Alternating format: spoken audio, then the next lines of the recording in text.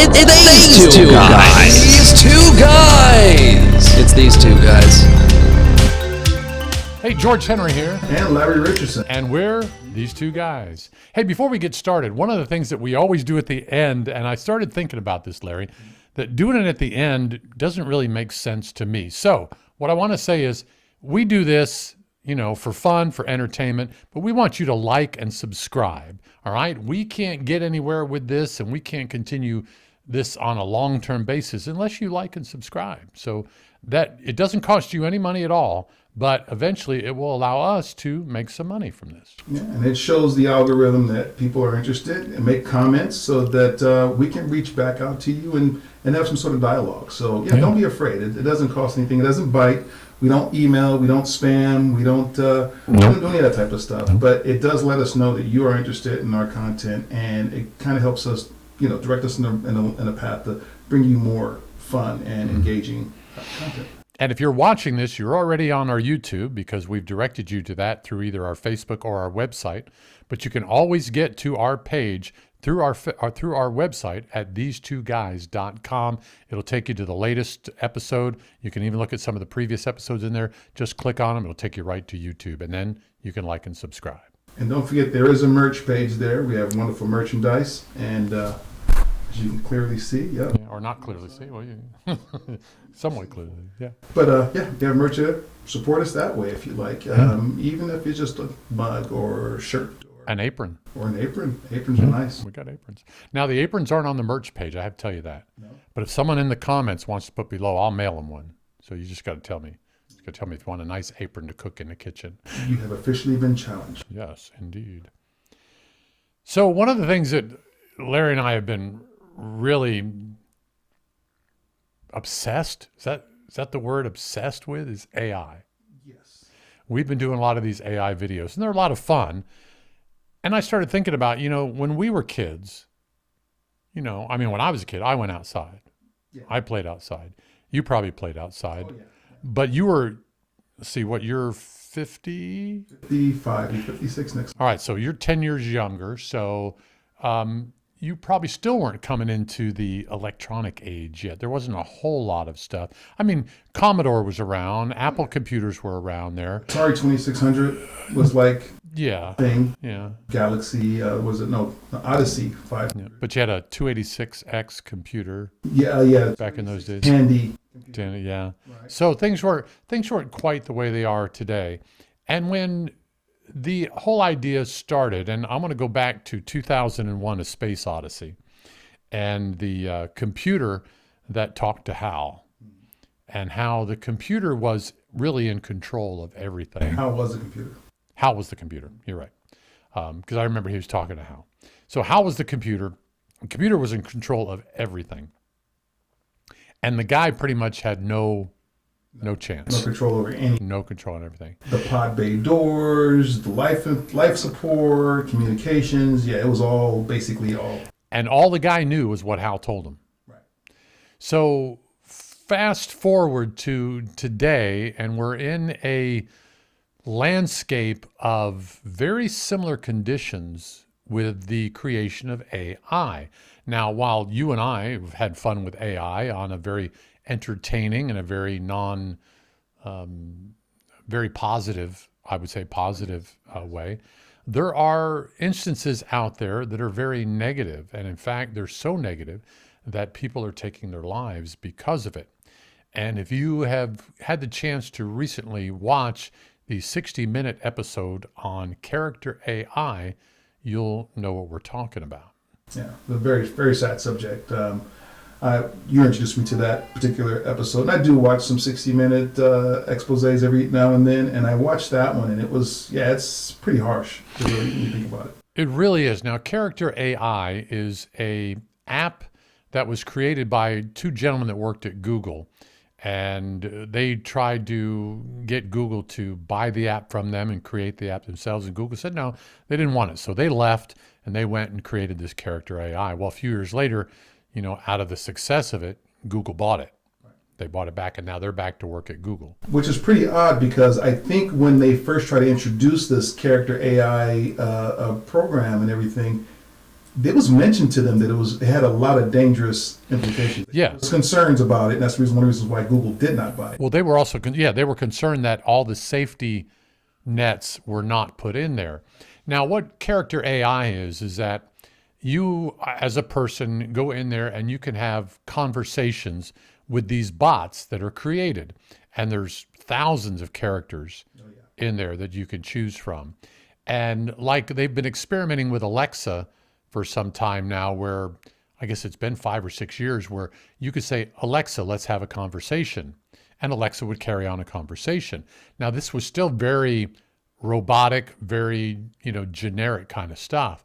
But now, through this app with Character AI, the young people that are getting involved in it are having what they feel, from what I've read, real interactions, meaningful conversations, meaningful relationships with these AI bots. And what it's doing is it's causing these young minds to be made to think that this is real. Yeah, either real or just easier to accept. I mean, no one wants to listen to their parents. No one wants to, so you got someone that's placating to like every issue you have. They're sympathetic to every concern you have. They're motivating where you're lacking motivation, and they're giving them everything they need. So I think that whole realism kind of slips away when you have that. You're getting validated in every aspect of your life. And again, these are minds that are still, developing. I mean, they talk that it's 21 to 25 years old before your brain is fully developed into an adult, working brain. And these kids are 12, 13, and 14 that are getting involved in this. And the issue becomes then is that I look at myself, we talked about this the other day, is that when I work with ChatGPT and I ask it something, I feel obligated to say thank you. Yes. I started saying please. We use ChatGPT at work, and I use it to write PowerShell scripts. And I find myself saying, I need to be able to, disable an account in a different domain. Can you please write me a script? Yeah. I mean, it becomes a part of your character. It's just like who you are. It reflects on how you're talking to these artificial intelligence. And these, you and I, are pretty much adult minds. I mean, there's some areas that are gray maybe in there, but for the most part, our gray matter is adult. So if this is doing that to us, just imagine the mind of a young teen or a preteen even. Right. Now, one of the problems with this Character AI was that anybody could go on there, create their profile, and have these interactions. And like you said, they would placate them, or they would support what their feelings were in something, and they would not give them alternatives to the chatbot. Right. One of the things that one of the mothers whose daughter committed suicide said that when she went back and started looking at some of these, there was never anything like, hey, tell your parents about this, or hey, you should contact somebody in the real world about this.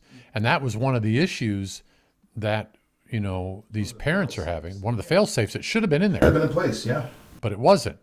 And unfortunately, it wasn't until after some of this started happening that they started doing that. One of the things, according to the 60-minute expose that they did, was that the creators went back and made, it more difficult. You had to answer specific questions, and you have to say specific things in order to show that you were of a certain age. Right. Well, the mother went in there, tried it, and she worked around it without too much trouble at all. And I don't know about some of you that are watching out there. I'm pretty computer literate. Larry's you're computer literate. We work our way. Yeah, you're getting paid for it. We work our way through this on a regular basis. And yet, when you look at the younger minds that are doing this, they are so snapped to it. Oh yeah. They are, because they grew up with it.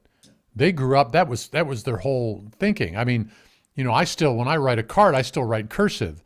We were writing Christmas cards out the other day, and I said, I hope people can read this. Other people read cursive. And I'm writing to other adults, but I'm still thinking, maybe not. You never know.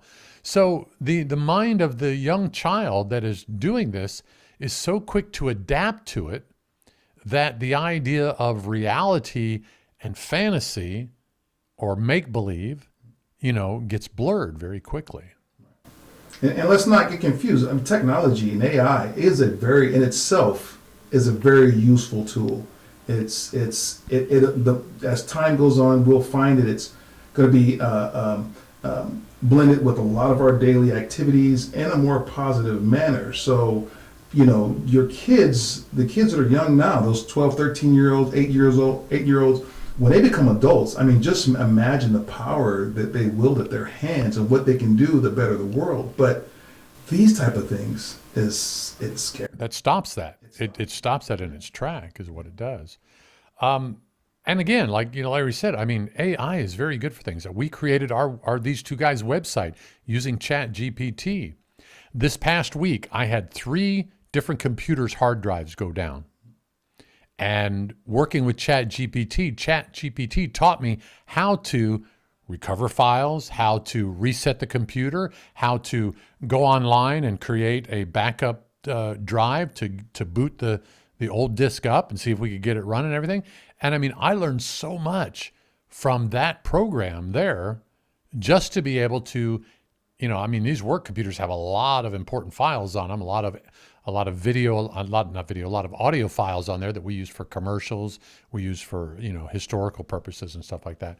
So it's very important to have that. So to have something like ChatGPT, I would have had to take that computer to a local place and they would have gone through it and done that. And I would have gotten a bill for $250, $300. Well, data recovery is way more than that because technically you give them the drive, they sell you back your data when they do those hard recoveries. So yeah, those can be tens of thousands depending on how much data you have. Yeah. So, and so therefore I saved the company a whole bunch of money doing that. So there are some good things about AI, but the difficulty comes when the medium is not formulated to the age group that they're dealing with. Correct.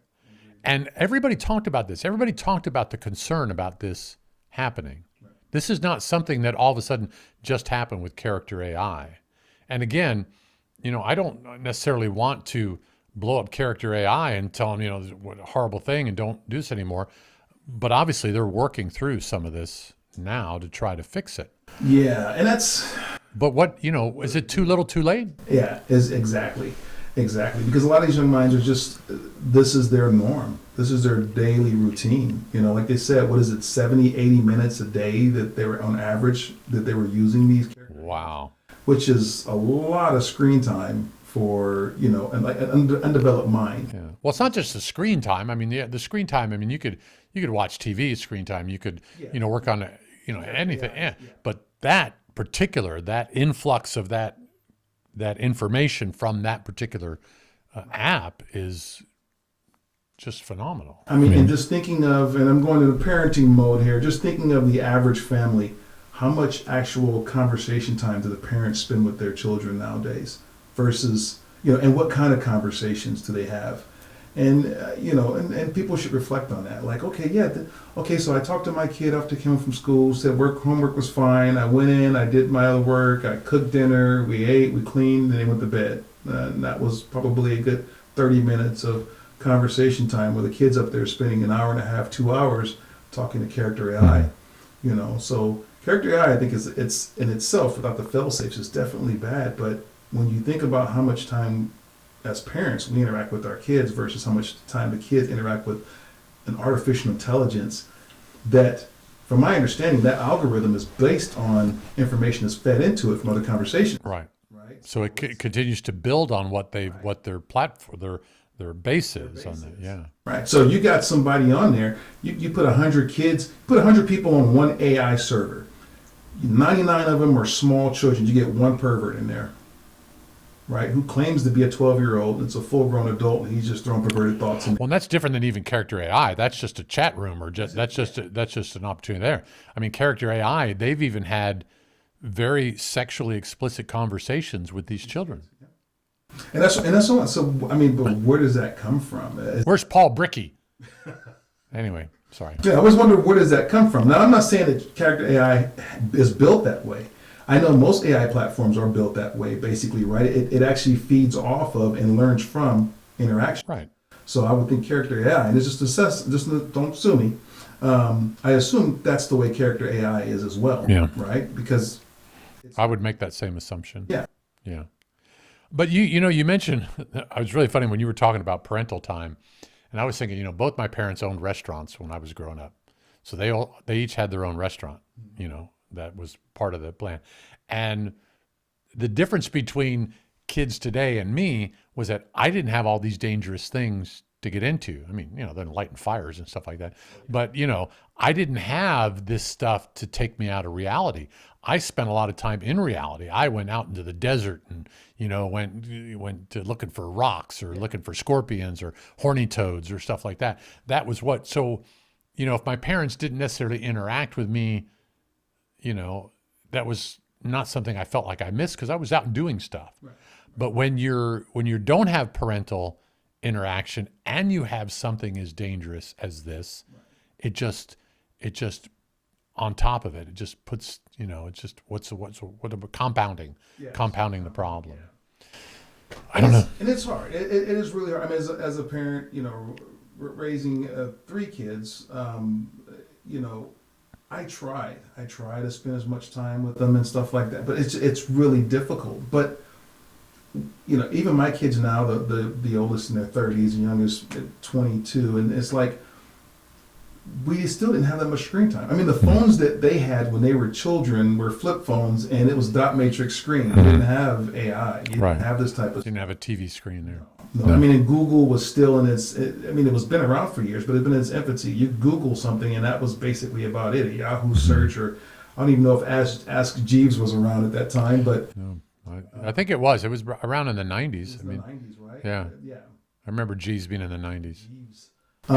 But that was our AI. Yeah. That was our Chat GPT, and it was the white papers you get was from either somebody who had experience or from the manufacturers or developers themselves. Now AI is pulling from all those resources, everything from experiences from actual people who had the issue with hard drives crashing or cars that won't start, or how to do PowerShell scripts. I mean, all that stuff is it's pulling all that information. So my kids doing searches, a Google search, they would just get that one result or several results. It's a lot different. Yeah. It's a lot different. Yeah. And now when you think about it, there are some AI programs out there that are taking all the different information, and then they are putting that information together. They are saying what the best result of these 3 things would be, and then they're giving you that result as well. So it's not just about getting information from here and there. It's taking the information, turning it into, for example, a document. You have, all right, you give it a document, ChatGPT, I give it 3 or 4 documents, and it turns it into a story. Right. It takes all the important information out of that, and then creates a story. And it does the same thing whether you're asking it, how do I do a carburetor? Right. Not that anybody knows what a carburetor is anymore, but I'm pretty sure that they don't. But going back to the spending time with your kids, I mean, one of the benefits I got from my parents not being there when I was a kid is it meant I was going to be there when my kids were growing. I mean, we had Girl Scouts, we had Boy Scouts, we had karate, we had everything we could think of.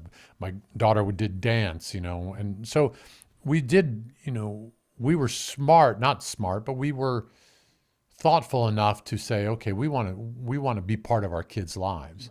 Right. And even if we influenced it, my kids didn't say they wanted to take karate, but they did. I would always just be concerned if my daughters stayed in the room with the doors closed for hours on end. I'd pull them out. Let's go watch a movie. Even if it was just sitting in front of the TV, it was at least time with us. And questions or concerns or whatever, I try to impose. You were worried about what boys they were on the phone with. Oh yeah, no, they were a little afraid of me. I've never even heard of them. Really? You never even had that? Never had that issue? Nobody came to the house? No. Like, what was it? Was it Ed Bundy? Who was the one that was cleaning his shotgun or something, cleaning his gun? Yes. Well, You know, I've actually did that. You did? Oh, you did do that. Okay. So you have had those run-ins. Well, by this time, my daughter was already like, I think she was like my last year of high school. But, you know, she still protect. She brings a boy over, and they're watching. They can collaborate the story. She brings a boy over. Say, hey, you know, shake his hand. Nice to meet you. You guys are hungry? Yeah, because I always cook. I'd go and I'd fry some chicken, put some French fries, and he'd fry some chicken. Yeah, that's stereotypical. It was my go-to. It's comfort food. And as he's sitting there and he's introducing himself, I'm asking him what he has, you know, in future for himself and whatever. And excuse me while I clean my AR. Just make some room while I'm cleaning my AR. We having the conversation. So. Yeah, no, I've been there, but that my kids were there. They didn't do a lot of screen time. Now this is aside from the character AI thing, but I think one of the funniest movie scenes I have ever seen in my entire life was Bad Boys 2. When the young man comes to the front door, Reggie comes to the front door, and Martin Lawrence is giving him crap, and then Will Smith gets involved, and there is not a better angst-filled moment than poor Reggie had. Poor Reggie. Well, of course, he turns out in the last movie. Den of Thieves also had a decent one. Did they? I have not seen that. This was 50 Cent. So 50 Cent pulls that his daughter's going out on a date, and he pulls this guy into the room. It's their little hangout room. It's got weights in there, and all these guys are thugs, every single one of them.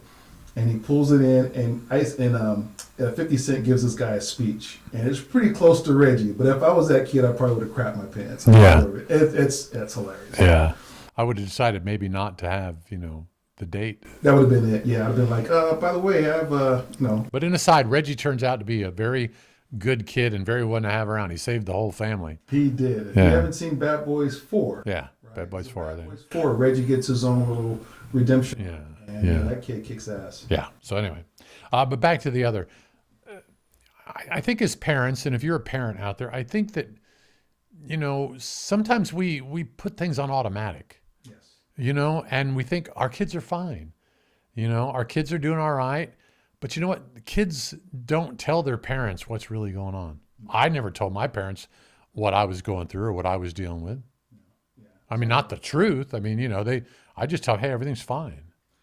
My mother, I think, and I'm going to give her praise for this, I think she taught us a lot of responsibility. She gave us a lot of keys, and I think a lot of the disciplinary actions that my mother had to take when we were kids, maybe won't stick with a lot of kids, but it stuck with me. So my mom tell us stealing is bad.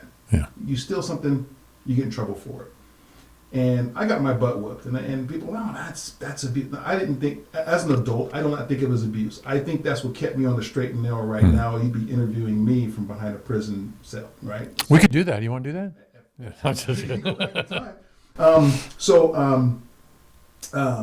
When it came time for me to get my punishment, it wasn't just a punishment. My mother would ask me, well, what did I tell you not to do? And I'd tell her, and what did you do? So therefore, you kind of knew you were going to get in trouble. You asked for this. And it's just those little bit of conversations that kind of help, you do wrong, you're going to get wrong. Don't, FAFO, right? So. What does that mean? Fuck around, find out. Oh, okay. That's right. So, and I think, like you said, I think a lot of that isn't present with kids nowadays. It's automatic, right? Yeah. My kids are going to be good because they don't get in trouble. Well, it was interesting because, growing up, without AI, without all this, this distraction and everything, for some reason, and I don't know why, I can't really think of it, I was always afraid of getting in trouble. So I didn't do things that I knew were going to get me in trouble. My parents didn't set any boundaries, any rules. They didn't have any guidelines, So I didn't know if doing such and so was going to get me spanked, something. I mean, the only time I ever got spanked was when I did something. I said something to one of my sisters. My dad took me into the bedroom, and he put a book in my pants, and he spanked the book. you know, which is a way to say, hey, I want people to think I'm disciplining you, but you know, I'm not really. But you still know you did something wrong because that's what normally would have happened. You would have gotten Well, yeah, no, because I think what he was trying to appease my mom is what it was. He wasn't, because they never gave me like I said, they never gave me those boundaries to this is wrong, this is right. But I always somewhere inside my head go, all right, if I do this, this is wrong. I'm going to get in trouble, and I don't ever want to get in trouble. I don't want to be, you know, pulled in by the police. I don't want to. Not that I didn't do things when I got older. Yeah, we all been there. Yeah, but it certainly wasn't my choice to get caught doing it. Well, I found that things were a lot more easy with my mom when we did communicate.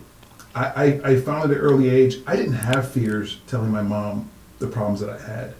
And I don't know why a lot of kids do. My kids had issues telling me things. They tell their mom because, you know, mom would be more sympathetic to it, and dad's kind of, you know, I didn't serve in the military, but I was very militant when it comes to certain things. You got Well, and they'd bring boys home, and you'd be cleaning your AR. well, that's different. I would, Yeah, but I mean, they're seeing a pattern here. yeah, I mean, but you know, I was very very open with them, and you know, I try to be approachable, right? And I knew my mom was very approachable, so I would always tell her things like, you know, and I found that with that, she gave me more responsibility. She trusted me more. I didn't have a license as a kid. I didn't get my license until I was 23.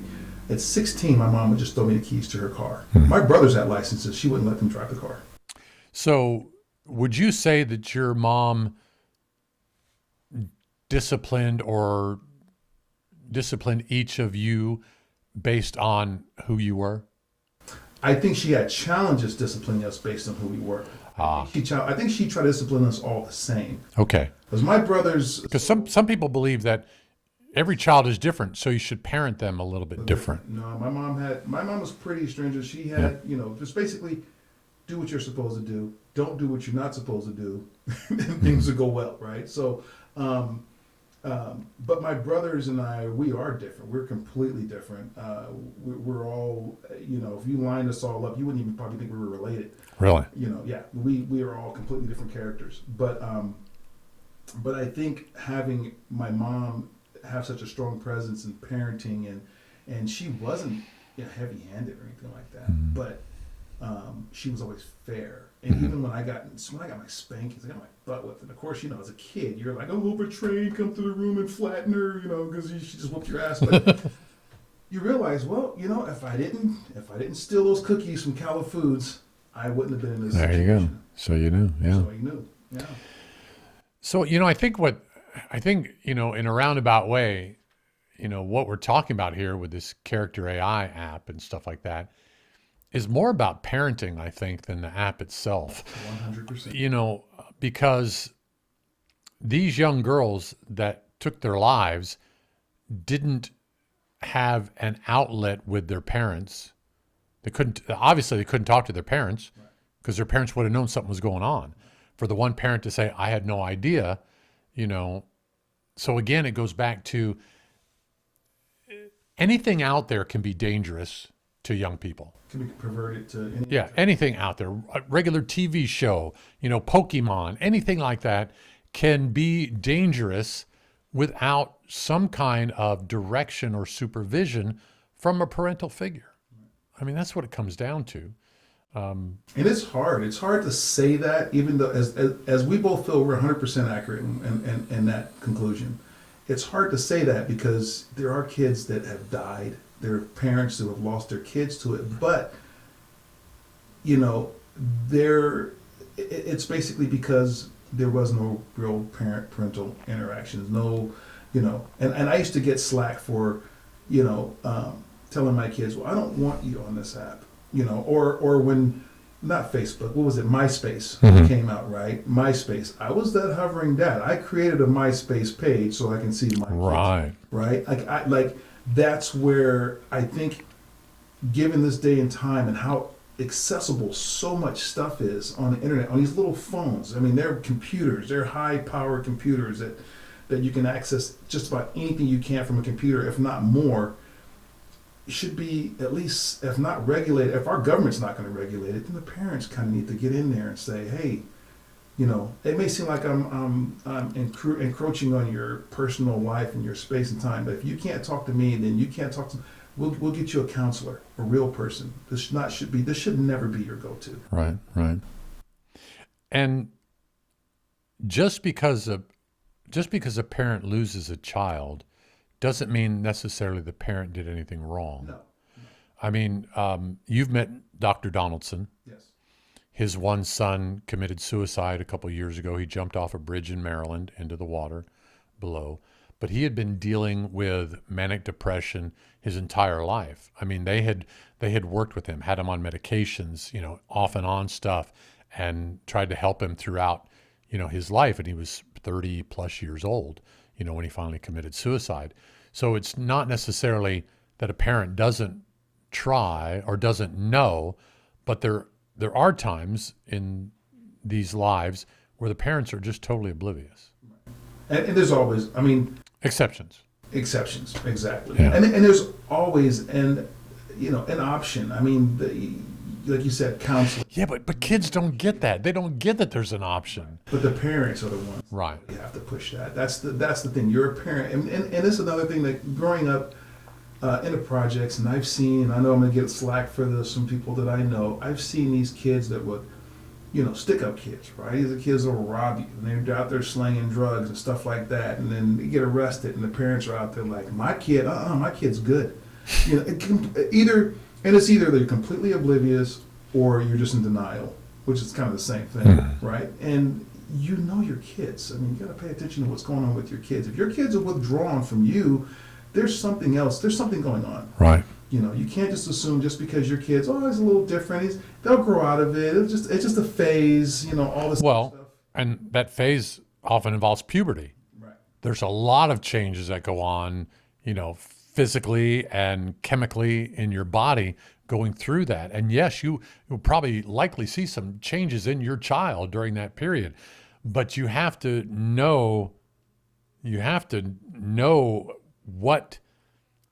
who your child is. If you know who your child is, I think it's a lot easier to see, is this a problem or is this puberty? Right. And you have to, one thing, you got to swallow your pride and be able to admit that there might be something.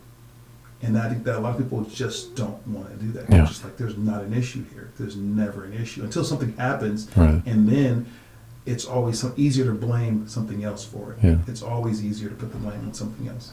And again, you don't want to take the other side, which is kind of the way I was. Someone would come, your kid did such and I said, yeah, sounds like him. Yeah. Yeah. Sounds like him. Yeah. Your daughter did such and so. Yeah, sounds like her. Mm-hmm. Yeah. Instead of like, oh, really? I'm so sorry. How can we fix that? So yeah, that was the 180 from the parent who goes, oh no, my kid would never do that. Yeah. Like, yeah. My mother, she'd be like, she'd look at me. He did what? Oh yeah, that's him. Yeah, that's him. That's him. And we'll take care of that when he gets home. Yep. No ifs, ands, or buts about it. And that's it. And then, the Character.AI situation. That's just, it's really harsh. I was watching that, and as a parent, it should get you in the feels. You should. If you're not feeling empathetic toward the parents and the kids, if you're a parent and you don't feel connected in any way, shape, or form, you gotta kind of reevaluate yourself, because that could be any of us this day and age. Yes, it could. If your kid has a cell phone, if your kid has access to the internet, that could be your kid. Well, I deal with local news and regional news every day in my job, in my career. And it's amazing how many flash alerts, which is usually put out by law enforcement, how many flash alerts you get that are men that are found, trying to traffic children, or men that are trying to lure children, or men that have pornographic materials in there of all different ages. 24 to 64, I'm maybe even older than that. But and this is happening on almost a daily basis. I'm seeing these stuff come through with different people. And I'm like, this is just Oregon. Yeah. I remember when my kids were younger, my daughter Simone had a friend that wanted to come over and stay the night, and I'm like, well, first of all, I meet the parents, all this other stuff, right? And I guess this kid was telling her parents the same thing. I'm going to go over to Simone's house. The parents showed up, wanted to walk through the house. And I was like, hey, you know what? I respect that 100%. You're taking interest in your kid's safety. You want to know where they are. You want to know who they're around. Just like, oh, no, it's okay. Hey, what could happen? Yeah. What could happen? Right? Yeah. Not that gave them any real guarantee I could have been. I mean, but at least they felt more comfortable. Right. If there would have been any red flags, nope, you're not staying the night, and I would respect that 100% as well. But I've always tried to take some sort of hands-on, and being a single dad, and having that duality, that parenting disciplines were different in both households.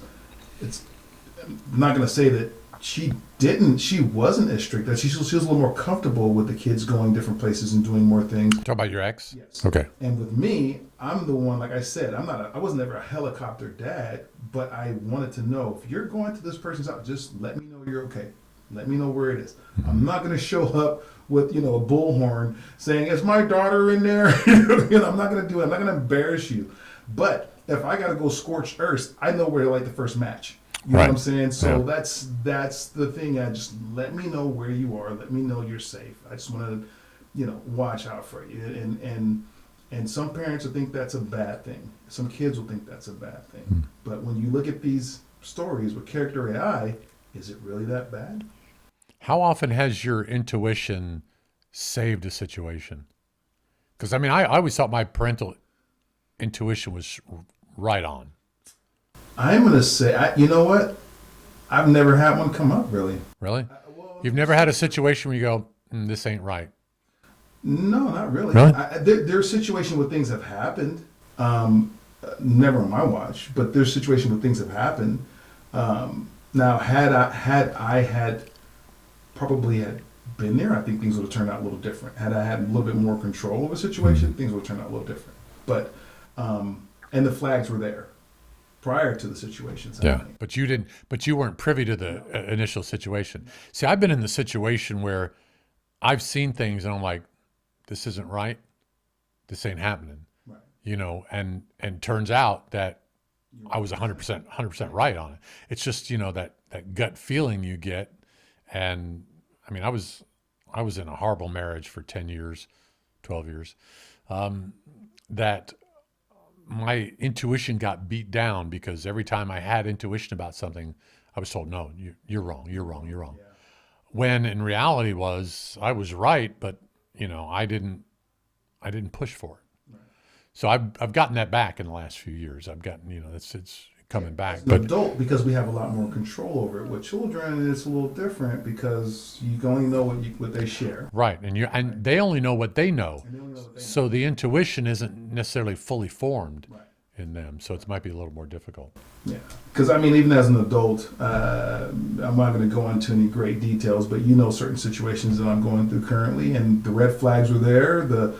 You put the stop sign up, and someone drove right through it. Drove right through it, and there are for it. So yeah. You see red flags; they're there for a reason. But I also don't buy in the whole you ever meet people who just say, "Oh, I have a 100% bullshit detector. I can detect bullshit." No, I don't believe in the bullshit detector, but I think that there are red flags that are very apparent, and I think anybody can sense those as long as you're paying attention. Yeah. It doesn't have to be some super sensory perception that you have. No, it's just someone says something to you and it just doesn't click. It doesn't click, right? Doesn't click.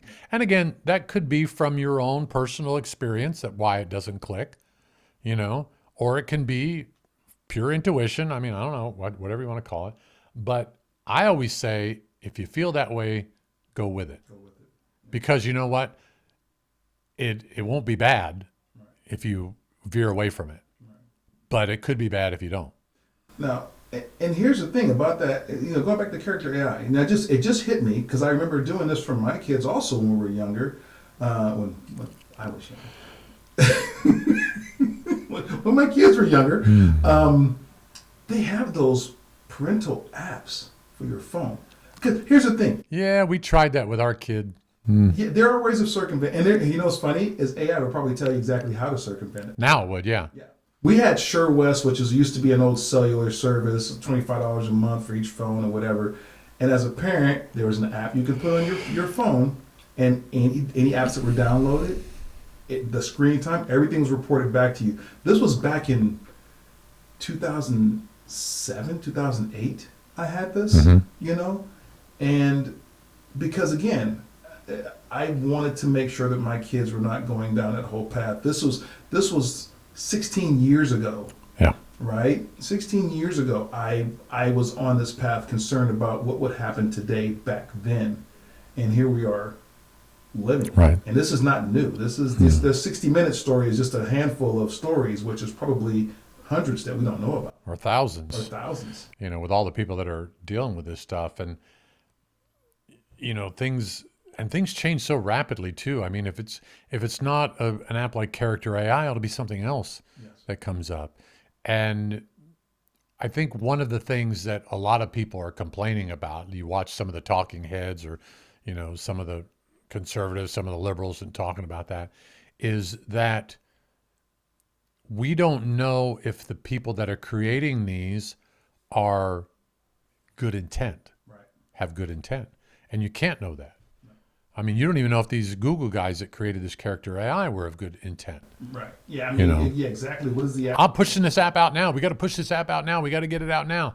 Well, there's no fail safes in it. Oh no, we don't. Yeah, don't worry about it. Yeah, just, Yeah, we'll put capture on it just to show that you're human.